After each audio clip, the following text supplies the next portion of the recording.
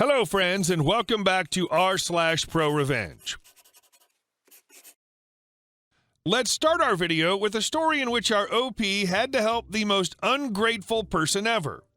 But before we begin, don't forget to subscribe to our channel if you're new here and turn on notifications so you don't miss a new video every single day. Here we go. Old lady wants me to buy her expensive food. So around the start of the first lockdown, some close friends of my parents, Mike and Katie, caught COVID pretty bad and couldn't leave the house, and I used to go to school with their daughter, so they asked if I wouldn't mind doing some shopping for them every now and then, and they'd pay me back, and I was perfectly happy doing that, and I was doing it for an old lady who lived on my road as well, so I wasn't even going out of my way at all. Anyway, Mike and Katie's neighbor had heard about what I was doing, and she somehow got a hold of my phone number. So one day, when I was on a walk with my friend, I get a call from this lady who I've never spoken to before in my life, and basically says, "Hi, OP, I heard what you're doing for Mike and Katie, and since I live right next door to them, could you please do my shopping for me too?" And I was okay with this since she lived right next door to the people who I was shopping for already, and I didn't have to go out of my way to deliver the stuff for her. So the next day, she sent me a list of really expensive things, like 2 35-pound bottles of wine and some fancy over-the-counter cheese and deli meat. Anyway, I bought all the things for her and knocked on her door and gave her the items. Instead of saying thank you, she has the audacity to say, "What took you so long? I sent you the list over an hour and a half ago." To which I replied, "I just finished dropping round Mike and Katie's stuff." She got all angry because her items were more expensive and thus should take priority. I brushed aside her comments and handed her the receipts from the shops, which by the way totaled over 100 pounds worth of stuff, and my bank details so she could pay me back. But she took one look at the receipts and my bank details and said, "What do I need with these?" And I felt slightly confused, so I replied with, "Well, those are the receipts from the shops, and these are my bank details so you can put the money in my account." She cut me off and said, "Why would I pay you back? You took such a long time getting my food for me. I'm not going to pay you for such bad service." Then she closed the door on me. I knocked on the door, but she didn't open it up again. I was feeling really upset and stressed by this whole conversation, and I got a text message the next day from her, and I expected it to be her saying she'd paid me or something like that, but it was another list. So I ignore the list and go about my day, 100 pounds out of pocket because of her. Anyway, I get a call from her later that day, and she's threatening to get me fired for not doing her shopping.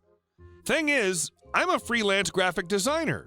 I work for myself, so that threat, if you can even call it that, didn't really scare me, but I was still upset about her basically not paying me back for the things I'd bought for her and being vaguely threatened by some random lady. For about a week or so after, she would constantly text me shopping lists or nasty remarks. Update 1. Mike and Katie told me they got in contact with their neighbor asking her to pay me. She apparently didn't even try to lie. She just told them that I took so long to deliver the stuff. She was angry at the bad service, so I didn't deserve to be paid. So I sent the neighbors a text basically telling her I had told Neighborhood Watch about what she'd done, and I was going to tell the local police and take her to small claims court if she doesn't pay me by the end of the week. Update 2. So I got a check for the full amount that she owed me dropped through my letterbox today. And our next story. Almost kill someone we respect and put the blame on us? Lose your business. So it's the early 90s. I was in my 20s working as an electrician with my best friend. We were known as Hawkeye, me, and Trapper/Honeycutt, old MASH reference, team of our crew, and we kept everyone on the job site laughing and in good spirits, even in the worst of times. We were working new construction of an elementary school and had been on site since the very beginning. We were 2 weeks away from punch-out. Anywho, the superintendent over the whole construction site was a major jackhole and had been since day one. He was new and wanting to make a name for himself. It was his first time running a job, and he made several mistakes and always blamed others. Remember me mentioning worst of times? He constantly cut corners to save on costs, which would turn around and bite him later on. He'd gotten several good hands fired. He'd run good contractors off the job and bring in his friends to replace them. The drywallers and painters were a couple of examples. I'd heard that he had half the plumbers run off and replaced with his crew as well. He was a total jackhole to us electricians as well, wanting us to work overtime but not willing to pay it. He was really wanting to keep us behind so that he could charge the company fines. Our small company finally brought in a couple of extra hands, which pissed him off even more because we were starting to catch up. By the time Christmas rolled around, we were ahead of everyone else. And as I mentioned, the job was nearing punch-out status. 2 weeks before Christmas, my friend's car, since I was his roommate, I carpooled with him as I didn't have my own transportation, lost its rear end. And we, my best friend and I, missed 2 days of work repairing it. The jackhole superintendent saw this as an opportunity and told our job foreman to have us fired, if not run us off the job site.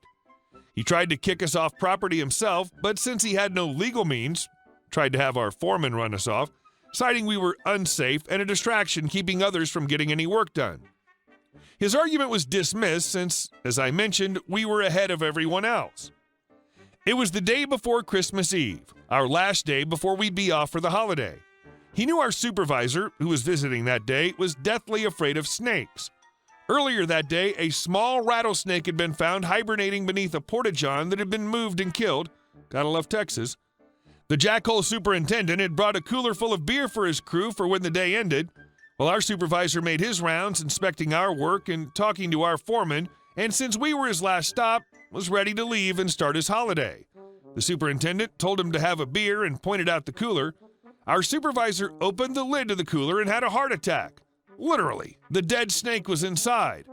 When the EMTs finally cleared him, the supervisor was telling him that he saw me and my friend at the cooler earlier that day and blamed us. Of course, we'd been under the foreman's nose all day, in which half of it was with the supervisor, and our supervisor was aware of the jackhole's tricks, so he didn't give in to the demands of us being fired.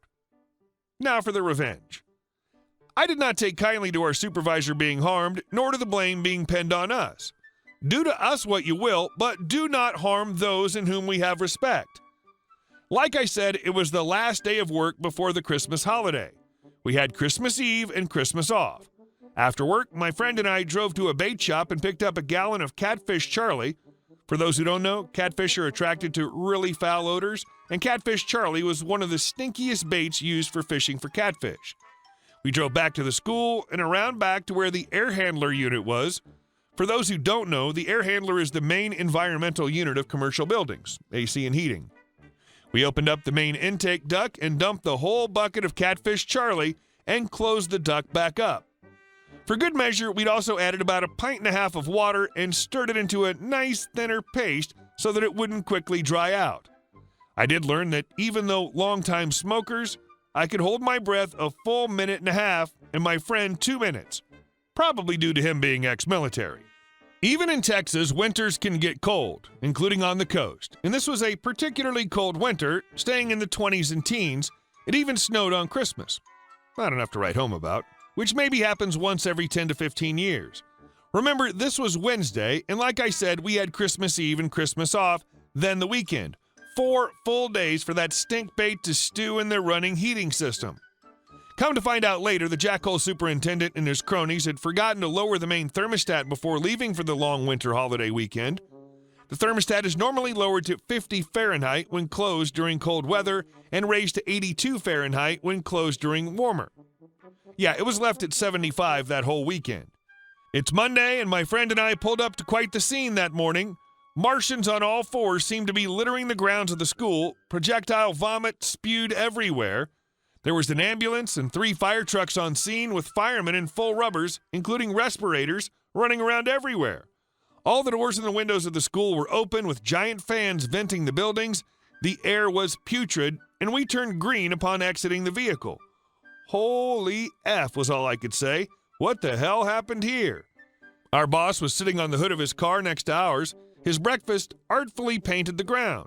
The jackhole superintendent and a couple of his guys were in the back of the ambulance on oxygen as they'd taken the full brunt upon opening the building. Okay, let's tally the damage. The smell had permeated everything, and I mean everything. The school, besides cafeteria, was fully carpeted. The drop ceilings were of the fiberglass type, as well as the insulation, so they absorbed the smell. The walls that weren't cinder block were papered and not painted. Since the inner ductwork was the insulated type, on the inside, all that had to be replaced as well. Needless to say, tens of millions of dollars in damage.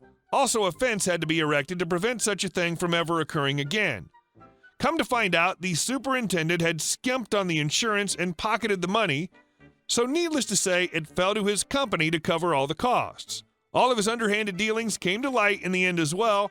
Needless to say, he lost his job and was arrested, losing his contractor's license forever.